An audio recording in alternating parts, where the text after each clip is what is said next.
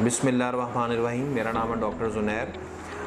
लोग पूछते हैं कि हेयर ट्रांसप्लांट की जो कॉम्प्लिकेशंस हैं उनके बारे में आप डिस्कस नहीं करते और हेयर ट्रांसप्लांट के बारे में ज़्यादा बात करते हैं। तो जो हेयर ट्रांसप्लांट की कॉम्प्लिकेशंस हैं वो आज डिस्कस कर लेते हैं हम। हेयर ट्रांसप्लांट की कॉम्प्लिकेशंस तब आती हैं जब आपके सर्जन फॉल्ट हो या आपकी जो पेशेंट इन्वेस्टिगेशंस हैं आपने प्रॉपर ना करवाई हो, तब कॉम्प्लिकेशंस आती हैं।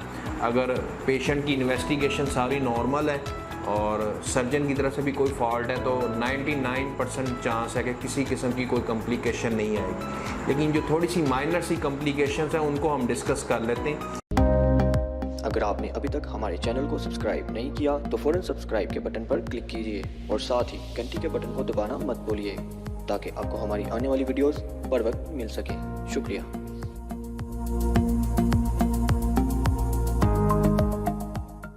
कि अक्सर पेशेंट तो नहीं कहूँगा, 10 to 20% पेशेंट में स्वेलिंग हो जाती है। जो पेशेंट हेयर ट्रांसप्लांट करवा के जाते हैं तो अगर वो अपना सर को ज़्यादा झुकाते हैं या करवट लेके सोते हैं तो उनके माथे पे थोड़ी सी स्वेलिंग आ सकती है। तो 20% लोगों में ये स्वेलिंग आ जाती है जो नॉर्मल है। अगर स्वेलिंग आ भी गई है तो ये एक हफ्ते में आपकी ख़त्म हो जाएगी, ठीक है।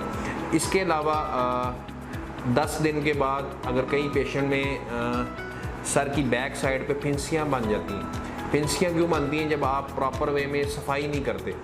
जो लोग आउट स्टेशन से आते हैं वो जब पट्टी खुद खोलते हैं तो पीछे से सफाई नहीं करते, यानी जो ब्लड के क्लॉट्स लगे होते हैं उनको सही तरह साफ़ नहीं कर पाते, उसी के ऊपर पॉलीफैक्स लगाते रहते हैं और पॉलीफैक्स की लेयर को भी नहीं रिमूव करते, तो उस वजह से सफाई प्रॉपर वे में नहीं हो पाती।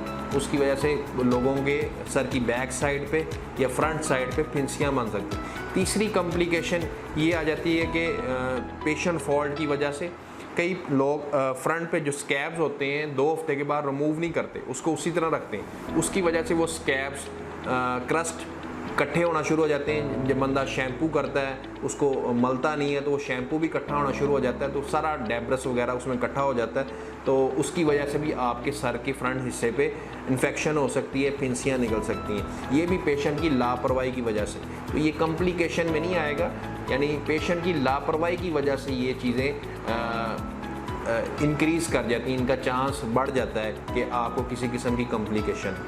इसके अलावा कई पेशेंट जो माइनर सी कॉम्प्लिकेशंस हैं महीने बाद 2 महीने बाद तक कहते रहते हैं हमारा अभी तक सर सुन्न है, कोई हम हाथ लगाएं तो हमें कोई चीज़ महसूस नहीं होती। तो ये भी माइनर सी कॉम्प्लिकेशन है।